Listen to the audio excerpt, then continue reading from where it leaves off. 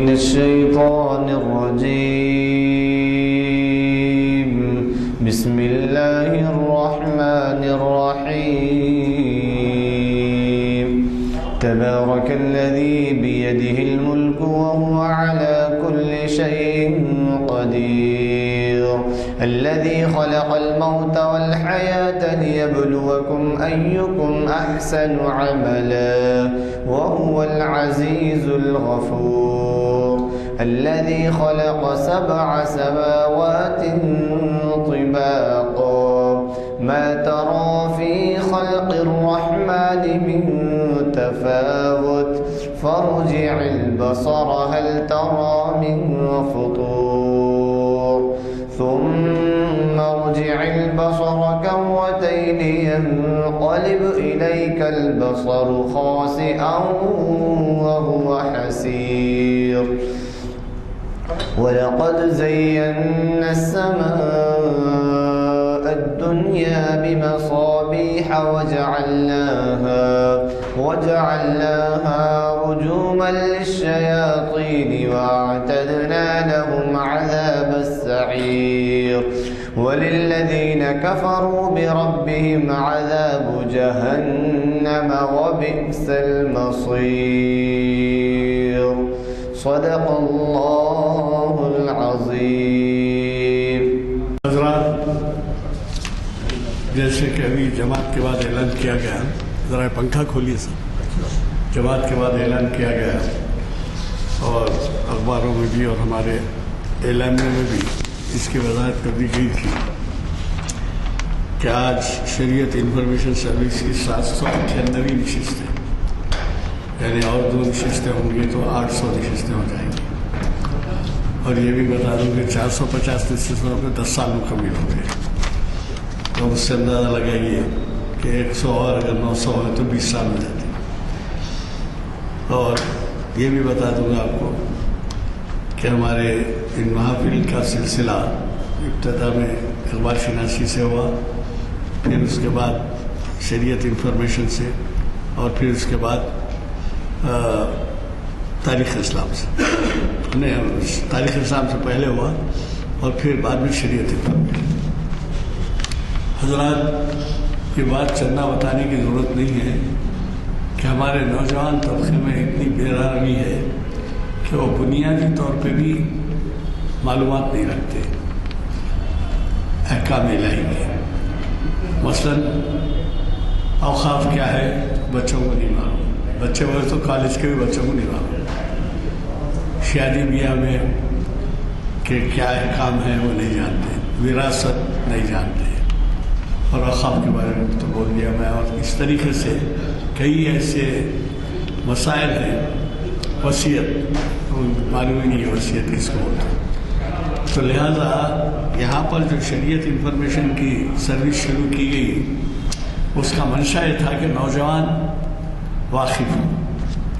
لیکن بدقسمتی سے نوجوانوں کی بہت کم تعداد اس طرف راغب ہوتی ہے. پہلی گزارش یہ رہے گی آپ سے کہ نوجوانوں کو ساتھ لائیے. یا اعلامیہ جب مسجد میں تقسیم کرتے ہیں تو ان کو ذرا ترغیب دیجیے کہ بھئی دینی محافل ایسے ہوتے ہیں. دوسرا پہلو یہ ہے کہ دینی محافل میں ایک دفعہ ان کو اگر چسکا لگ جائے اور اندازہ ہو جائے کہ کیسی باتیں اہم ہوتی ہیں دین کے تعلق سے، تو خالی دین کا مطلب نماز کی ٹوپی پہن لینا، تسبیح ہاتھ میں لے لینا، یا پھر مسجد کو چلے جانا اور امام کی پیروی کر لینا، گھر کو آ جانا، بقیہ چیزوں میں نہیں. حق یہ ہے کہ ایسا بھی تجربہ ہوا ہے کہ ایک صاحب مسجد کو چندہ دیتے تھے 10 روپے، اور اس کے بعد وہ بچے تھے بقیہ، وہ گھر میں بڑے تھے. اس کے بعد یہ ہوا کہ ان کے بچے بالغ ہوئے اور پھر اعلیٰ تعلیم پائے اور اعلیٰ ملازمتوں میں چلے گئے. کچھ یہاں بھی اعلیٰ ملازمت میں گئے، کچھ بیرون ملک بھی گئے. اور جب ان سے کہا گیا کہ بھائی دینی امور کے لیے مسجد کو چندہ دینا لازمی ہے، مسجد چندے کی طرف توجہ کیجیے، تو جب پیش امام جب چندہ کلیکشن کرنے کے لیے ان کے گھر میں نمائندے جاتے ہیں تو بچے بولتے ہیں کہ صاحب ہمارے ابا دیتے نا. یعنی بیٹے کما رہے ہیں ہزاروں لاکھوں میں، اور ابا جو دیتے وظیفے اب اس میں سے 10 روپے دیتے تو وہ 10 روپے میں، تو بچوں کو کیا دلچسپی نہیں؟ جب تک کہ آپ بچوں سے نہیں دلائیں گے تو ان کو جو ہے جب جیب سے کچھ نکلے گا تو سیکھنے کا بھی شوق ہوگا اور حاضری بھی دیں گے۔ خیر، میں اپنے موضوع پہ آتا ہوں۔ آج کا جو موضوع ہے یہ مفتی محمد عرفان قاسمی صاحب نے حضرائے کرم ہمیں کئی اہم عنوانات سے واقف کروایا، اور یہاں پر ایک عرصے سے ان کا سلسلہ جاری ہے۔ ہمارے مقررین میں دیگر اور مفتی صاحبان ہیں، لیکن مفتی عرفان قاسمی صاحب نے جتنے محافل کو مخاطب کیا ہے شاید دوسرے مفتی نہیں کیے۔ اور ایک خاص بات جو میں نوٹ کیا ہوں یہ ہے کہ وہ بہت ہی زیادہ تیاری سے آتے ہیں، اور اس کو ادبی زبان میں کہا جاتا ہے کہ عنوان سے انصاف کرتے ہیں۔ تو مجھے خوشی ہے کہ انہوں نے ایسا عنوان دیا ہے جس کے بارے میں ابھی بھی جتنے تمام حالات کے بگڑنے اور اس کے عام طور پہ پھیل جانے کے باوجود کئی ایسے صاحب ہیں جو کچھ بنیادی واقعات سے بنیادی طور پہ بھی نہیں جانتے۔ صرف آپ سے اتنا عرض کر دوں کہ ہندوستانی دستور میں جو دفعات ہیں اس میں جو ہے 3 قسم کے پاورز ہیں، اس سے بھی پہلے میں بتایا تھا۔ ایک پاور تو یہ ہے جو صرف مرکز کو اختیار ہے، جو اس میں قانون سازی کرے،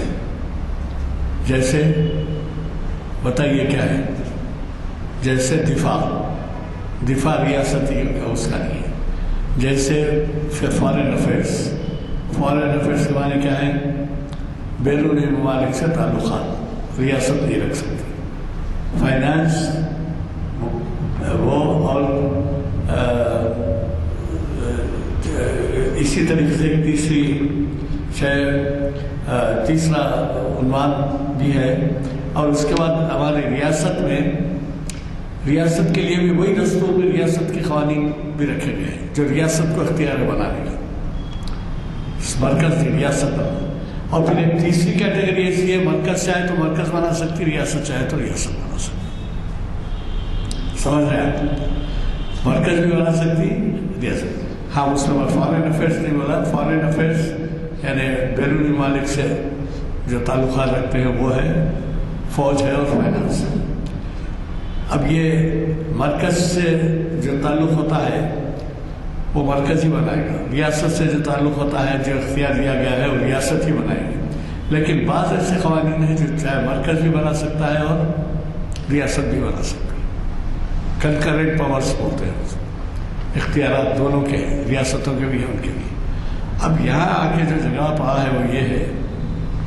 کہ مرکز نے ایسا قانون بنایا ہے جو بہت سی ریاستوں کے لیے قابل قبول نہیں ہے۔ چنانچہ آپ دیکھ رہے ہیں روزانہ یہ اطلاع آتی ہے کہ آج فلاں ریاست نے یہ ریزولوشن پاس کر دیا یا کیبنٹ نے کر دیا کہ ہم نہیں مانیں گے اس کو۔ اور اسی طریقے سے آپ دیکھیں کہ ابھی ہماری ریاست میں بھی آج کے اخباروں میں بھرا پڑا ہے یہ کہ جو ہے اس کے خلاف وڈرا کرنے کے لیے کہا گیا ہے اس کو۔ لیکن آج ہی کے اخبار میں یہ بھی ہے ضد ہمارے پرائم منسٹر کی، مکھیہ منتری کی، کہ نہیں اس میں ترمیم نہیں ہوگی اور برابری قانون لاگو ہوگا۔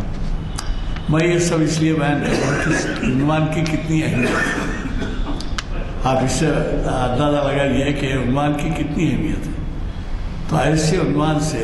اگر آپ ناواقف رہیں تو نہ صرف آپ خود گھاٹے میں رہیں گے بلکہ آپ کے لوائقین کو بھی جو ہے گھاٹے میں ڈال دیں گے۔ تو میں بہت خوشی ہے کہ آج ایسے عنوان سے ہمیں واقف کروانے کے لیے مفتی صاحب نے عنوان دیا ہے ایسے قانون سے کہ جس کی بڑی سخت ضرورت تھی۔ میں آپ کا وقت زیادہ نہیں لیتا اور یہ کہتے ہوئے کہ آج کا جو عنوان ہے اس میں سیر حاصل آپ کو معلومات ہوگی، اور اس کے بعد آپ چاہیں تو سوال جواب بھی کریں گے، سوال جواب کا بھی وقت دیا جائے گا۔ میں آج کے ہمارے مخرج صاحب سے گزارش کروں گا کہ وہ شہر نشین پر تشریف لائیں اور اپنے زرین خیالات سے ہمیں سرفراز فرمائیں۔ ورحمۃ اللہ وبرکاتہ۔ بسم اللہ الرحمن الرحیم۔ الحمد للہ وکفى وسلام علی عباده الذین اصطفى، اما بعد فاعوذ باللہ من الشیطان الرجیم، بسم اللہ الرحمن الرحیم۔ وقال الذين كفروا لرسلهم لنخرجنكم من أرضنا أو لتعودن في ملتنا فأوحى إليهم ربهم لنهلكن الظالمين، صدق الله العظيم۔ محترم و مکرم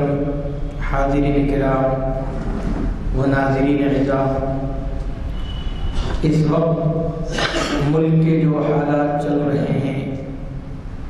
اور ان میں 3 باتوں کو لے کر لوگ ابھی بھی پریشان ہیں، کنفیوز ہیں، اور ہم مسلمان ہی نہیں بلکہ بہت سارے ہندوستانیوں کو اس قانون کو لے کر اختلاف رہا ہے، اور پھر یہ ایک مسلمہ حقیقت یہ ہے کہ اس ملک کو جب انگریز اس پر قابض ہو گئے تھے تو جہاں مسلمانوں کی ایک بڑی تعداد نے اس وطن کی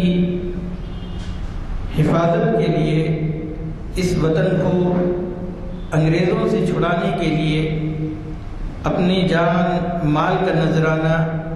اس سرزمین کے لیے پیش کر دیا، اور پھر برادران وطن کو لے کر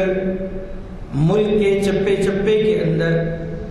آزادی کی ایک نئی تحریک شروع کی، چاہے وہ تحریک ریشمی رومال ہو یا اس کے علاوہ مختلف محاذوں کے اوپر ہمارے اکابرین نے، چاہے وہ کسی بھی مذہب سے تعلق رکھتے ہوں، اس ملک کی حفاظت کی ہے، اس ملک کو آزاد کرایا ہے۔ ملک آزاد کرانے کے بعد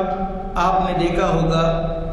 کہ 1947 میں جس وقت ملک آزاد ہوا ہے، ہم تو 15 اگست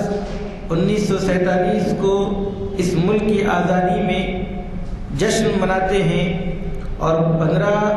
اگست ہمارے ملک کے آزادی کا دن قرار دیا جاتا ہے، لیکن ہماری پڑوسی ملک کے اندر 14 اگست کو وہاں کی آزادی کا جشن منایا جاتا ہے۔ اس سے یہ معلوم ہوتا ہے کہ ہمارے ملک کا بٹوارا ہمیں آزاد ہونے سے پہلے ہی کر دیا گیا تھا، اور پھر اس ملک کے اندر 1950 میں جس قانون کو نافذ کیا گیا ہے، 26 جنوری 1950 کو جو اس ملک کا آئین نافذ ہوا ہے، اس کے طور پر بھی ہم لوگ ریپبلک ڈے مناتے ہیں، 26 جنوری مناتے ہیں، اور اس میں ہم اپنے سنویدھان کی، اپنے قانون کی حفاظت کی قسمیں کھاتے ہیں، اور ملک کے سیکولرزم پر ہم فخر محسوس کرتے ہیں۔ اور کیوں محسوس نہ کریں؟ اس لیے کہ اس ملک کی حفاظت کے لیے جس طریقے سے ہمارے اکابرین نے قربانیاں دی ہے، اسی طریقے سے اس ملک کے اندر ایسا دستور اور ایسا قانون بنانے کے لیے بھی تقریباً 2.5 سال کا عرصہ ہمارے اکابرین نے صرف کیا، خرچ کیا، اور بہت جامع ایک ایسا قانون بنایا ہے جس کی وجہ سے ہر شہری کو مکمل آزادی یہاں پر میسر ہے۔ ہمیں بولنے کی آزادی ہے، ہمیں اپنے افکار اور نظریات کو پھیلانے کی آزادی ہے، ہم اپنے مذہب کی تبلیغ اور اشاعت کرنے کی ہمیں آزادی اس ملک کا قانون اور سنویدھان ہمیں دیتا ہے۔ اس لیے مسلمانوں کے اوپر یا کسی بھی قوم کے اوپر شخصی حملے ہوئے ہوں، اس نے ان حملوں کو برداشت کیا ہے۔ ہم نے اس ملک میں آزادی کے بعد نہ جانے کتنی ایسی مسلمانوں کے اوپر آفتیں آئی ہیں اور کتنے ایسے حالات آئے ہیں جس پر مسلمانوں کے ساتھ بہت زیادہ ظلم و ستم ڈھایا گیا ہے، لیکن مسلمانوں نے اس کو اس ملک کے اندر جیسے ایک گھر میں دو بھائیوں کے درمیان جھگڑا ہو جاتا ہے، وہ آپس میں ناراض ہو جاتے ہیں، ایک دوسرے کا منہ دیکھنا پسند نہیں کرتے، بعض مرتبہ گالی گلوچ کی نوبت آتی ہے، ہاتھا پائی کی نوبت آتی ہے، لیکن دوسرے لوگ اس کے اندر مداخلت کرتے ہیں تو یہ کہتے ہیں کہ یہ ہمارے گھر کا اندرونی مسئلہ ہے، ہم اس کو حل کر لیں گے، آپ چلے جائیے۔ اسی طریقے سے ملک کے اندر بہت سارے حالات آئے ہیں، کبھی مراد آباد جل رہا تھا، کبھی میرٹھ کے اندر فسادات ہوئے ہیں، کبھی مظفر نگر کی تاریخ ہمیں یہ یاد ہے، تو کبھی بھاگلپور کی جیسے تاریخی واقعات، اور پھر 2002 کے اندر جس انداز سے اور جس منظم طریقے سے گجرات کے اندر فسادات رونما ہوئے، وہ سب ہمارے سامنے موجود ہیں، لیکن مسلمانوں نے ان سب کو برداشت کیا ہے۔ لیکن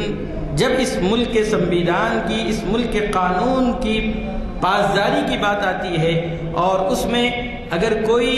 ایسے نظریات کو لاگو کرنا چاہتا ہے جس میں سیکولرزم کو خطرہ محسوس ہوتا ہے، تو ہر وقت ہماری تمام برادری، تمام مذاہب کے لوگ اس ملک کے سنویدھان کی حفاظت کے لیے آگے آئے۔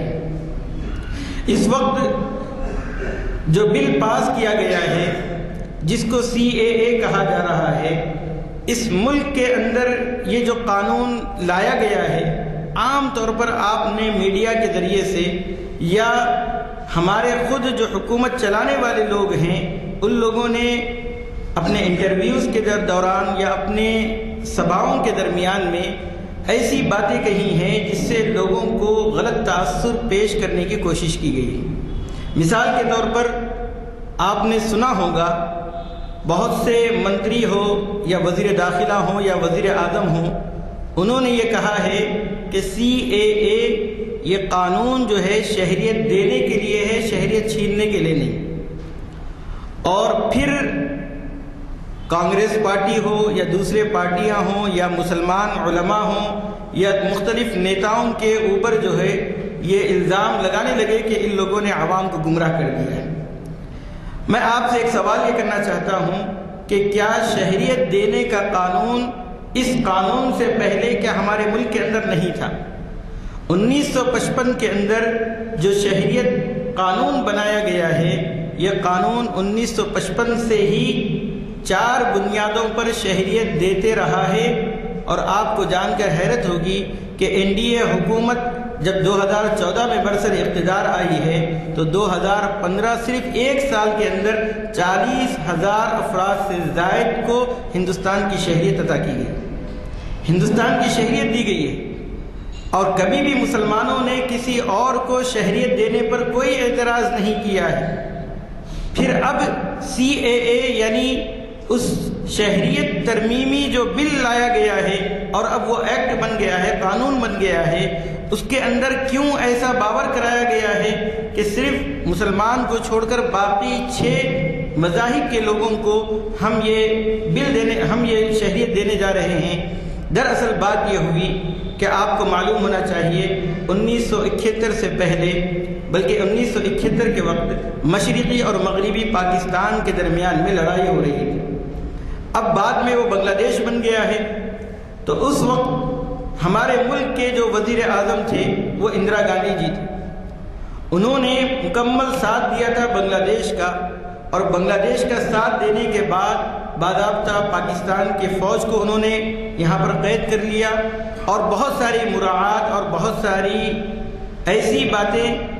جو ایک ہمدردگی کے طور پر ہو سکتی ہے وہ بنگلہ دیش کے ساتھ اس وقت کے ملک کے وزیر اعظم نے کی ہے۔ اسی وقت بنگلہ دیش کے ان عوام کے لیے وہاں کی سرحدیں کھول دی گئی ہیں۔ آپ میرے پاس وہ پورا میپ موجود ہے، اگر کوئی چاہتے ہیں تو واٹس ایپ کے ذریعے میں اس کو بھیج دوں گا۔ اس میں آپ اگر آسام کو دیکھیں گے تو آسام کے 2 بارڈر بنگلہ دیش سے لگتے ہیں، تو اس وقت وہ 2 بارڈروں کو کھول دیا گیا تھا تاکہ وہاں کے لوگ جو جنگ سے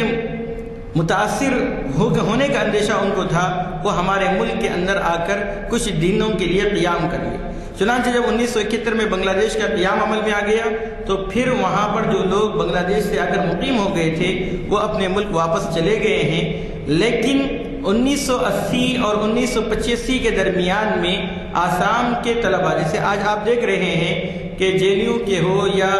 جامعہ ملیہ کے ہو یا علی گڑھ مسلم یونیورسٹی کے طلباء ہوں، وہ احتجاج کر رہے ہیں حکومت کے خلاف. اسی طریقے سے 1980 سے لے کر 1985 تک، بلکہ 86 تک، یہ 6-7 سال ایسے گزرے ہیں جہاں پر آسام کے طلباء نے، باضابطہ ان کا جو مخفف لفظ آتا ہے وہ آسو، ان لوگوں نے ایک تحریک چلائی تھی، اور وہ تحریک یہ تھی کہ اس ملک کے اندر، ہمارے ریاست کے اندر، آسام کے اندر باضابطہ بنگلہ دیشی لوگ آ کر رہ گئے ہیں،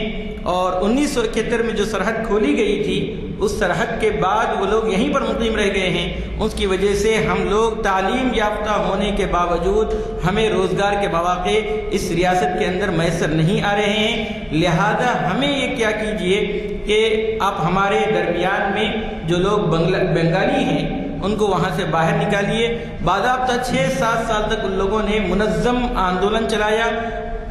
اور بہت پروٹیسٹ کیے. اس کے بعد اس وقت کے وزیر اعظم راجیو گاندھی جی نے ان لوگوں کی بات پر جو ہے NRC قائم کرنے کا آرڈر دے دیا.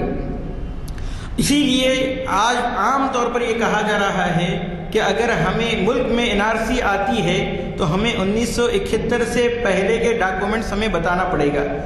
یہ جو 1971 کے پہلے کے جو ڈاکومنٹس بتانے کی جو بات کہی جا رہی ہے وہ پورے ملک کے لیے نہیں ہے. یہ ایک دھوکہ دیا گیا ہے کہ یہ پورے ملک کے لیے ایسا تاثر پیش کیا گیا. اسی لیے لوگ جو ہے اپنے آباء و اجداد کے تاریخی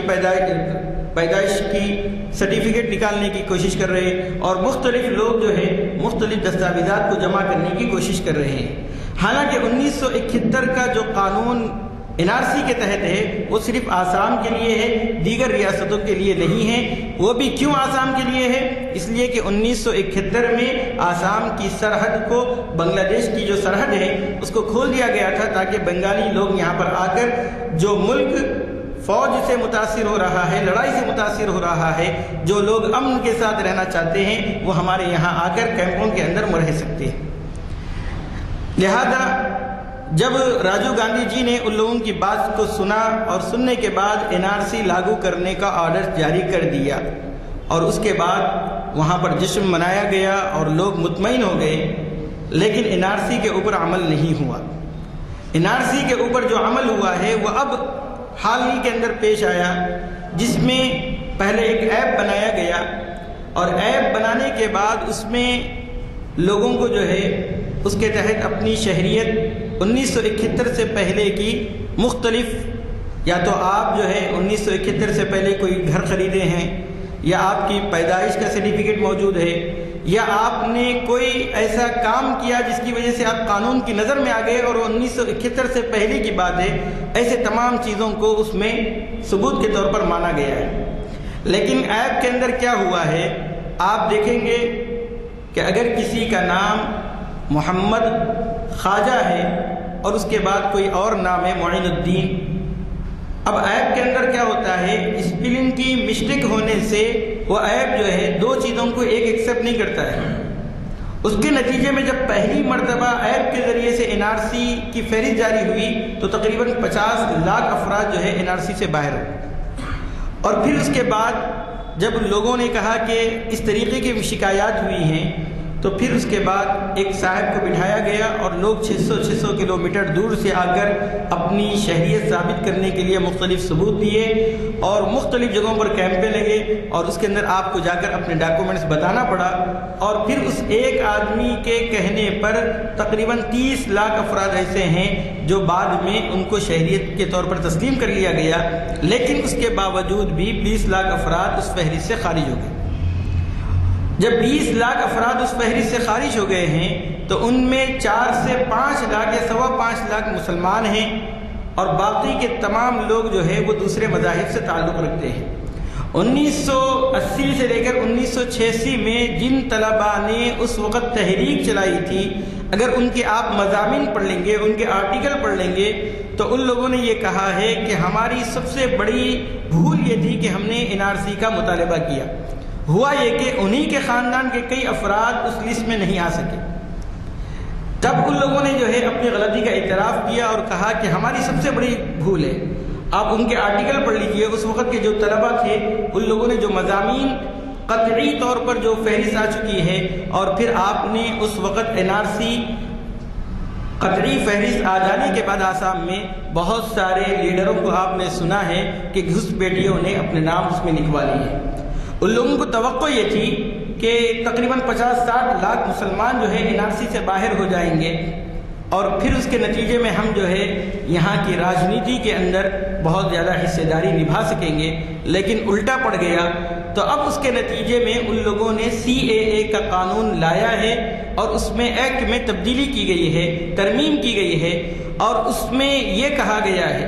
CAA قانون اگر کسی نے پڑھا ہوگا، صرف 2.5 صفحے کا قانون ہے، جو ترمیم کی گئی صرف 2.5 صفحے کی ہے۔ میں نے اس کا اردو ترجمہ بھی کرایا ہے، وہ ترجمہ میرے پاس موجود ہیں۔ اس میں کہیں پر بھی شہریت دینے کی بات نہیں کی جا رہی ہے، بلکہ آپ کو معلوم ہونا چاہیے کہ اگر ہمارے ملک کے اندر بیرونی ممالک کے رہنے والے ہیں تو 2 طرح کے رہتے ہیں، ایک لیگل میگرٹ کہا جاتا ہے یعنی قانونی مہاجر، اور دوسرا اللیگل ہوتا ہے یعنی وہ جو ہے سرحد کو کراس کر کے یا اس کے پاس جو ویزا ہے، ویزا کی مدت مکمل ہو جانے کے باوجود وہ یہیں پر ہے، اپنے ملک واپس نہیں کیا گیا۔ تو اب جو قانون لایا گیا ہے اس قانون کے اندر یہ بتایا گیا ہے کہ جو لوگ بیرون ملک سے اللیگل طور پر، غیر قانونی طور پر ہمارے ملک کے اندر رہ رہے ہیں، ان کو ہم اللیگل نہیں مانیں گے، بلکہ قانونی اعتبار سے جو ویزا کے طور پر جو لوگ آ کر رہتے ہیں ان کو اس میں دے دیا جائے گا۔ پھر جب شہریت دینے کی بات ہے تو شہریت دینے کے لیے جو پہلے سے قانون تھا وہ یہ تھا کہ اگر کوئی یہاں پر بیرون ملک اگر یہاں پر رہتا ہے 6 سال اگر وہ یہاں پر رہے گا اور اس کے آباء و اجداد کا تعلق اسی ملک سے ہے تو 6 سال کے اندر وہ ہندوستان کا ویزا لے گا اور ویزا لینے کے بعد وہ اپنے ملک آتے جاتے رہے گا۔ لیکن جس وقت وہ یہاں کی شہریت کے لیے درخواست دے گا تو اس سے پہلے مکمل 1 سال وہ اسی ملک میں رہ رہا ہو، اور اگر اس کا کسی طریقے سے اس ملک سے تعلق نہیں ہے بلکہ وہ تفریحی طور پر اس ملک کے اندر آیا تھا یا کسی ملک میں اس کے اوپر زیادتی ہوئی تھی، ظلم ہوا تھا اور وہ وہاں سے اپنی جان بچا کر اس ملک کے اندر آیا اور یہاں کے حکومت کو درخواست کی کہ میرے اوپر وہاں پر ظلم کیا گیا ہے، لہذا آپ مجھے ویزا دیجئے اور میں اس ملک کے اندر کوئی غیر قانونی کام نہیں کروں گا، اس ملک میں امن کے ساتھ میں رہوں گا، اور اس کے بعد حکومت اگر اس کو تسلیم کر لیتی ہے تو وہ 12 سال تک اگر اس ملک کے اندر رہے گا، آتے جاتے رہے تو کوئی پرواہ نہیں، لیکن ویزے کی مدت 12 سال ہوگی اور آخری کے 1 سال مکمل طور پر وہ اس ملک کے اندر رہا ہو اور اس کے اوپر کوئی غیر قانونی کام کرتے ہوئے وہ نہ پایا گیا ہو اور اس کے بعد وہ شہریت کے لیے درخواست دے گا تو ایسی صورت میں اس کی درخواست کو قبول کر لیا جائے گا۔ یہ قانون پہلے سے بنا ہوا تھا، اس کی مدت کو 12 سال سے کم کر کے 6 سال کر دیا گیا ہے، اس سے بھی ہمیں کوئی تکلیف نہیں ہے، لیکن جو بات یہ کہہ رہے ہیں کہ جو یہاں پر غیر قانونی تاریک وطن تھے، غیر قانونی طور پر جو رہ رہے تھے، جن کو اصل طور پر یا تو ہماری ایمبیسی ان کو ڈھونڈ کر ان کے ملک کا حوالے کرتی یا ان کو کیمپوں کے اندر، حراستی کیمپوں کے اندر مقید کر دیتی، ان کے بارے میں یہ کہا جا رہا ہے کہ ان کو ہم غیر قانونی نہیں بلکہ قانونی طور پر مہاجر تسلیم کریں گے، اللیگل میگریٹ نہیں بلکہ لیگل میگریٹ تسلیم کریں گے۔ اب یہ بات کیوں کہی گئی ہے؟ اس کی وجہ یہ ہے کہ جو 15 لاکھ ہمارے برادران وطن NRC سے باہر ہوئے ہیں ان کو اس قانون کے تحت اندر لانا ہے، اور پھر اس کے بعد آپ نے دیکھا ہوگا کہ مختلف جگہوں پر اور خود سنسد کے اندر وزیر داخلہ نے یہ کہا کہ ہمارے گھوشنا پتر کے اندر، یعنی جو عام طور پر جب پارٹیاں اقتدار کے لیے انتخابات ہوتے ہیں تو وہ اپنا پرچار کرنے لگتی ہیں کہ ہم اگر اقتدار پر آئیں گے تو ہم یہ لائیں گے، یہ لائیں گے، یہ چیزیں کریں گے، اس میں ان لوگوں نے باضابطہ NRC کا تذکرہ کیا ہے، اور پھر حکومت کے بن جانے کے بعد صدر جمہوریہ جو خطبہ پڑھتے ہیں اس کے اندر بھی وہ بات آئی ہے، اور مختلف صوبوں کے اندر، مختلف ریالیوں کے اندر خود وزیر داخلہ نے یہ کہا ہے کہ NRC صرف آسام کے لیے نہیں بلکہ پورے ملک کے لیے ہے۔ اور پھر اس کے بعد جب اس کے اوپر وبال ہونے لگا اور آسام کے لوگوں نے اپنے تجربات لوگوں کے سامنے شیئر کیے، اور خود وہاں کے غیر مسلم اور برادران وطن کے جو حالات ہوئے ہیں، اگر آپ ان کے انٹرویوز کو دیکھ لیں اور خاص طور پر جو ہندی میں انٹرویوز دیے ہیں ان کے حالات کو آپ پڑھ لیں گے تو آپ کو اندیشہ ہوگا کہ کس حالات سے وہ دوچار ہوئے ہیں۔ ہم لوگوں کو جو ہے اگر NRC لاگو ہوتی ہے تو جو اندیشے اور جو خطرات اس وقت ملک کو لاحق ہے وہ یہ ہے کہ ملک بہت پیچھے چلے جائے گا۔ ہم لوگ اپنے فیوچر کے بارے میں کیا سوچتے ہیں کہ ہمارے بچے تعلیم میں اعلیٰ تعلیم حاصل کرے اور اعلیٰ مقام وہ اپنے زندگی کے اندر پالے، لیکن اب یہ ہوگا کہ ہم تعلیم کی طرف توجہ نہیں دیں گے، ہم فلاں چیز کی طرف توجہ نہیں دیں گے، ہمارا پورا فوکس یہ ہوگا کہ ہمارے ڈاکومنٹ صحیح ہے یا نہیں ہے۔ یعنی ہم اپنے اوپر ہونے والے جو ظلم و زیادتی ہے اس کو بھول کر، یا جیسے اس وقت ملک کے اندر جو ہے معاشی بحران ہے، ہم معاشی بحران کو بھول جائیں۔ ہمارے اس ملک کے اندر اس وقت عدلیہ خطرے میں پڑی ہوئی ہے، ہم اس کو بھول جائیں۔ اس وقت ملک کا جو دفاع ہے وہ خطرے میں پڑا ہوا ہے، اس کو ہم بھول جائیں اور صرف ہم اپنی زندگی کے اندر مغرور ہو جائیں، اور وہ بھی ڈاکومنٹ صحیح کرنے کے لیے۔ اور اس میں کتنے لوگوں نے کیسی رشوتیں دے کر اپنے ڈاکومنٹ صحیح کر لیے ہیں۔ آسام کے لوگوں کے آپ انٹرویوز دیکھ لیجئے، اس میں ان لوگوں نے تمام کا خلاصہ کیا ہے۔ وہاں پر تو بیچارے ایسے تھے جو آدیواسی لوگ ہیں جن کے پاس روزمرہ زندگی گزارنے کے لیے صرف بکریاں ہیں، وہ بکریوں کا دودھ دھوتے ہیں اور اسی پر زندگی گزارا کرتے ہیں۔ ان لوگوں نے اپنے بکریاں بیچ کر اپنے ڈاکومنٹ صحیح کیے، اپنی بکریاں بیچ دیے ہیں۔ 80 سال کی بوڑھی خواتین جن کا سہارا صرف بکریاں تھی، ان لوگوں نے اپنی بکریاں بیچ کر ہندوستان کے شہریت کے لیے جو دستاویزات ہونی چاہیے اس کو صحیح کرانے میں لگ گئے۔ یہ حالات پیش آئے ہیں، اور پھر جب ملک کے اندر مختلف طور پر حالات اٹھے ہیں تو پھر حکومت بہت شاطر ہے، حکومت کا دماغ بہت تیز ہے، اس نے جو ہے NPR کو لاگو کیا ہے۔ NPR یہ 1948 میں 1949 یہ 2 سالوں کے درمیان میں سنسد کے تحت یہ مردم شماری کی جاتی ہے، اور اس میں کیا کیا جاتا ہے کہ کتنے لوگ اس وقت ملک کے اندر رہ رہے ہیں، ان کی تعلیمی قابلیت کیا ہے، اس میں پسماندہ لوگ کیا ہیں، تاکہ حکومت اپنی اسکیمات صحیح طور پر ان تک پہنچا سکے۔ یہ مردم شماری اگر سنسد کے تحت ہوتی تو ہمیں کوئی اعتراض نہیں تھا،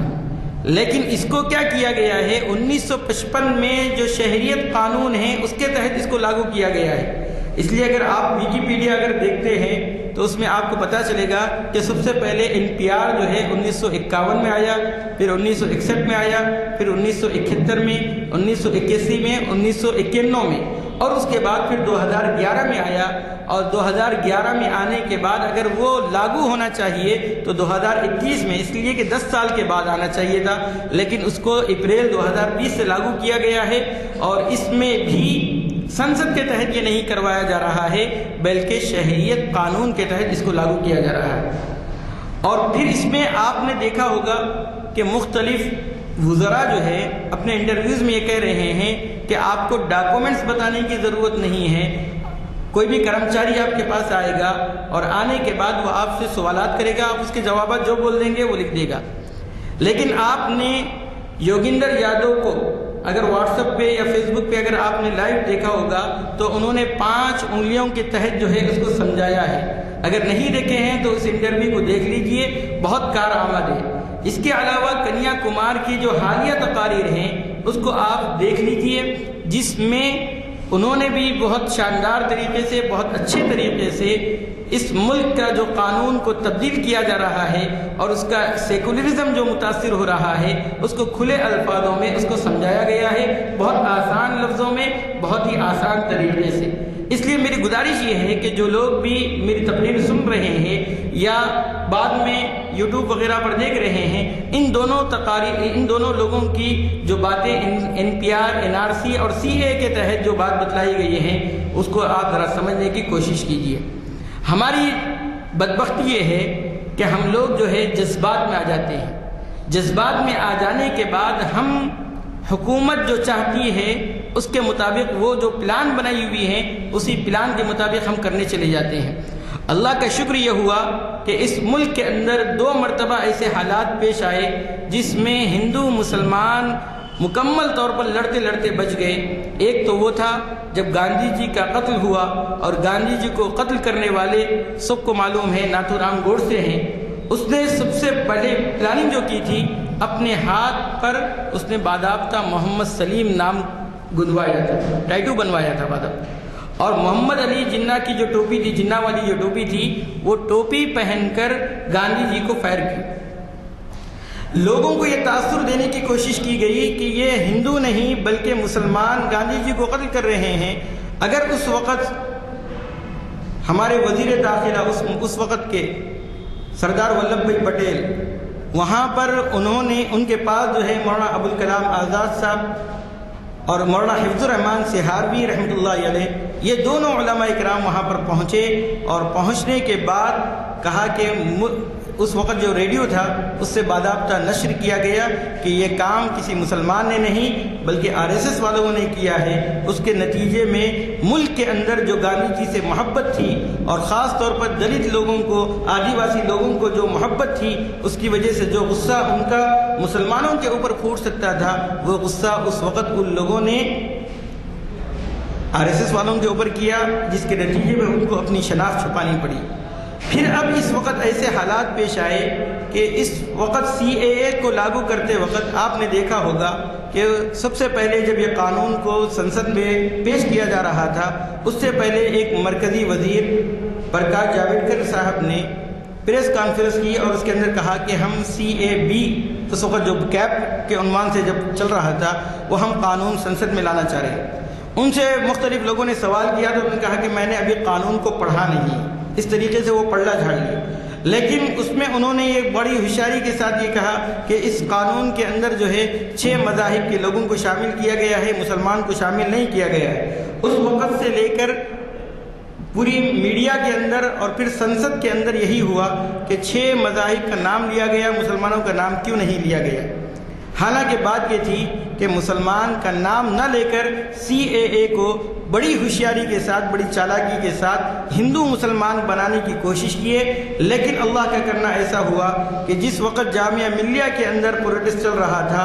اور اس وقت پولیس نے جو بربریت کا مظاہرہ کیا، اس بربریت کے نتیجے میں ملک کے مختلف گوشوں سے طلباء کی تنظیموں نے اس بل کے خلاف میں آگے آئے اور اس ایکٹ کے خلاف میں آگے آ کر دھرنا کیا۔ اور آج شاہین باغ کے اندر آپ نے دیکھا ہوگا، دلی کے الیکشن کے اندر BJP کے ہر لیڈر کے اوپر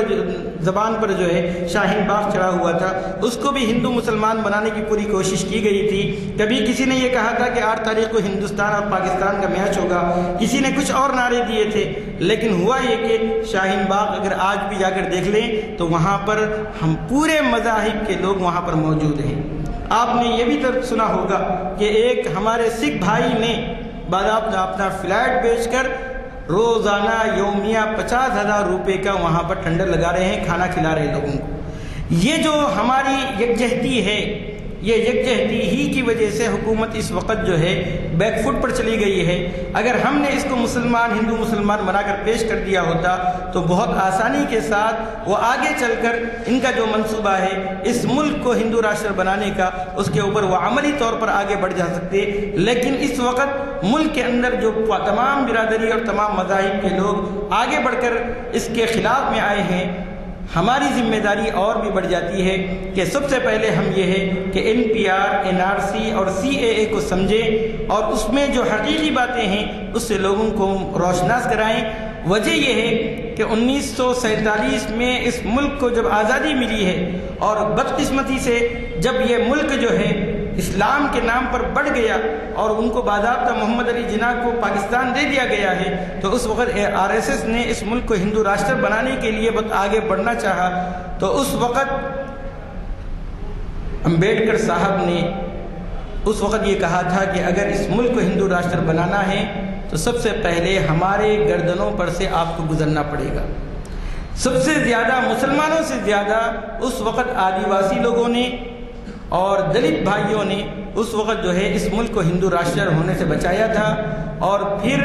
آپ اگر امبیڈکر صاحب کو پڑھیں گے تو انہوں نے باضابطہ لکھا ہے کہ اس ملک کے اندر جیسے ہی میرا انتقال ہو جائے گا، میں چلے جاؤں گا، سنویدھان کو بدل دیا جائے گا، لیکن آپ بدلنے نہیں دینا۔ انہوں نے باضابطہ اپنی قوم سے خطاب کر کے کہا ہے کہ اس قانون اور اس سنویدھان کے تحت تمہاری حفاظت چھپی ہوئی ہے، اگر یہ سنویدھان چلے جائے گا اور اس قانون کو بدل دیا جائے گا تو سب سے زیادہ تم متاثر ہوگے۔ اور آج ہو بھی یہی رہا ہے کہ جس قانون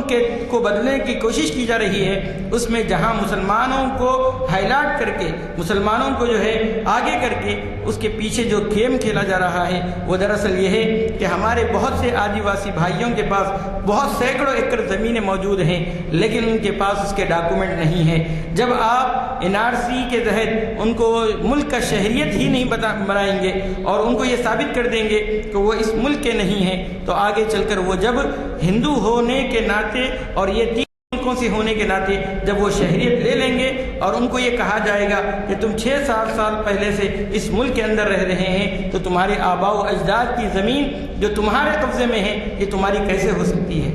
اسی وجہ سے پشتینی جو زمین ہے اس کو ہڑپنے کا پورا ایک منصوبہ اور پورا پلان ہے، اور باضابطہ چھتیس گڑھ کے اندر بہت سارے ایسے زمینات ہیں جس کو ریلائنس کے نام پر اور بڑی بڑی کمپنیوں کے نام پر حکومت الاٹ کر چکی ہے، لیکن اس کو قبضہ اس واسطے سے نہیں ہو سکا ہے کہ اس کے اوپر آدیواسی لوگوں کا قبضہ ہے اور وہ لوگ کسی صورت میں اس زمین کو ان لوگوں کے ہاتھوں دینا نہیں چاہتے ہیں۔ جب آپ NRC کر لائیں گے اور اس کے بعد پھر CA کے تحت ان کو ناگرکتا دیں گے، شہریت دیں گے، تو یہ ہوگا کہ ان کی جو زمینیں ہیں وہ زمینیں جو ہے پھر سے ان لوگوں کے ہاتھوں میں آ جائے گی، اور یہ لوگ جو 1947 کے اندر اور 48 کے اندر جس پاور کے ساتھ اور جس شدت کے ساتھ اس ملک کو ہندو راشٹر بنانے سے روک دیا تھا، وہ پاور اور وہ طاقت ان کے پاس موجود نہیں ہوگی، اس لیے کہ ان کے پاس ہندوستانی شہریت کا کوئی ثبوت ان کے پاس موجود نہیں ہوگا۔ یہ پوری پلاننگ کے تحت اس ملک کو ہندو راشٹر کی طرف گامزن کرنے کی کوشش کی جا رہی تھی۔ اللہ رب العزت کا بہت بڑا فضل ہوا کہ اس وقت ملک کے جو مسلم تنظیمیں ہیں، چاہے وہ مسلم پرسنل لا بورڈ ہو، چاہے جمعیت علماء ہو، یا جماعت اسلامی کے لوگ ہوں، ان لوگوں نے آگے بڑھ کر اس پروٹیسٹ کو انجام نہیں دیا، بلکہ یہ عوام کے ہاتھوں چلے گئی۔ اور آج کل آپ دیکھے ہوں گے کہ جس وقت ملک کے وزیر داخلہ نے ایک چینل پر بیٹھ کر یہ کہا تھا کہ اگر کوئی مجھ سے بات کرنا چاہتا ہے تو 3 دن کے اندر میں ان کو موقع دوں گا، وہ آ کر ہمارے سے بات کلیئر کر لیجئے، تو وہاں پر جو شاہین باغ کے لوگ ہیں ان لوگوں نے یہ کہا، تقریباً 1.5 لاکھ ہے، بعض مرتبہ 5000 تک تعداد بتائی جا رہی ہے، وہ سب جو ہے وزیر داخلہ کے گھر تک مارچ کر کے ان سے ملنا چاہ رہے تھے۔ میڈیا بار بار ان سے سوال کر رہی تھی کہ اتنے لوگوں سے وزیر داخلہ کیسے مل سکتے ہیں، آپ کچھ لوگ 10-12 لوگوں کا نام دیجئے تاکہ ہم ان کو جو ہے ان سے ملاقات کروا سکیں۔ تو اس وقت پورے لوگ جو ایک جٹ ہو کر کہہ رہے تھے وہ یہ کہہ رہے تھے کہ یہاں پر کوئی ہمارا لیڈر نہیں ہے، ہم سب یہاں پر اپنے اپنے تحت آئے ہیں، کسی لیڈر کے ماتحت ہو کر ہم نہیں آئے ہیں، لہذا ہم سب سے بات کرنا پڑے گا۔ اس کی وجہ سے جو ہے بیچ میں ہی ان کو روک دیا گیا ہے، جانے نہیں دیا گیا ہے۔ تو یہ صرف زبانی جمع خرچ ہے۔ لوگوں کو اگر تنہا ملتے ہیں تو ہمارے اکابرین جانتے ہیں کہ بابری مسجد کا فیصلے کے وقت آپسی بات چیت سے جب مسئلہ حل کرنے کی بات کہی جا رہی تھی تو کیسے کیسے ان کو دھمکیاں دی گئی اور کیسے کیسے ان کو باتیں کہہ کر ان کو ڈرانے کی کوشش کی گئی ہے، وہ ہمارے اکابرین ہیں اور ان کے سینوں میں وہ باتیں محفوظ ہیں۔ اس لیے میرے بھائیوں، یہ اس وقت بہت بڑا اللہ رب العزت کا کرم یہ ہے کہ اللہ رب العزت نے اس وقت اس مسئلے کو ہندو مسلم ہونے سے بچا لیا ہے۔ اب ہماری ذمہ داری یہ ہوتی ہے کہ ہم برادران وطن کے ساتھ گھل مل کر اور باضابطہ ان کے ساتھ مل کر ہم یہ پروٹیسٹ کو آگے بڑھائیں اور NRC NPR کے جو خطرات ہیں ان سے عوام کو آگے کریں۔ اگر ہم یہ کام انجام دیں گے اور ہمارے دلت بھائی اور جس طریقے سے آج پوری سکھ برادری ہمارے ساتھ اٹھ کھڑی ہوئی ہے اور اس کے علاوہ مختلف مذاہب کے لوگ ہمارے ساتھ موجود ہیں، اور آپ دیکھ رہے ہیں کہ مختلف ججز کے جو بیانات آ رہے ہیں وہ بھی ہمارے لیے بہت حوصلہ افزا ہیں۔ اگر ہم اسی طریقے سے اپنی محنت جاری رکھیں گے تو اللہ رب العزت کی ذات سے امید ہے کہ اللہ رب العزت ہم تمام کو اس ملک کے اندر جس طریقے سے آزاد ہونے کے بعد مذہبی تشخص کے ساتھ، مذہبی آزادی کے ساتھ ہم جی رہے تھے، بہت ہی پرامن اور امن و امان کے ساتھ ہم جی رہے تھے، وہی اللہ رب العزت ہمیں اس ملک کے اندر امن و امان کے ساتھ زندگی گزارنے کی توفیق دے گا۔ اور یہ بات کوئی نہیں ہے، اللہ کے رسول صلی اللہ علیہ وسلم پر جو قرآن مجید نازل ہوا ہے، اس میں اللہ رب العزت فرماتے ہیں وقال الذین کفروا لرسلہم، کہ ان لوگوں نے جنہوں نے کفر اپنا لیا ہے اپنے رسولوں سے کہا ہے، کیا کہا؟ لنخرجنکم من ارضنا، کہ ہم ضرور بالضرور تمہیں اپنی سرزمین سے نکال دیں گے، او لتعودن فی ملتنا، یا تمہیں ہماری ملت کے اندر یعنی گھر واپسی کرنا ہوگا۔ اللہ رب العزت فرماتے ہیں فاوحى الیہم ربہم لنہلکن الظالمین، ہم نے ان کی طرف وحی کی ہے کہ ان قریب ہم ظالمین کو ضرور بالضرور ہلاک کر دیں گے۔ جب بھی لوگ جو ہے کسی ملک سے مسلمانوں کو نکالنے کی بات کرتے ہیں، اللہ رب العزت کا عذاب آتا ہے۔ ایسی صورت میں ہمیں چاہیے کہ ہم اللہ رب العزت سے لو لگائیں، اللہ رب العزت کی طرف رجوع ہوں، اور یہ قانونی لڑائی ہے، بہت دیر تک لڑنی ہے، اس کے لیے ہم خود تیار رہیں اور برادران وطن کو زیادہ سے زیادہ تعداد میں شرکت کرنے کی گزارش کریں اور ان کو ان خطرات سے آگاہ کریں۔ اللہ رب العزت سے دعا ہے کہ اللہ رب العزت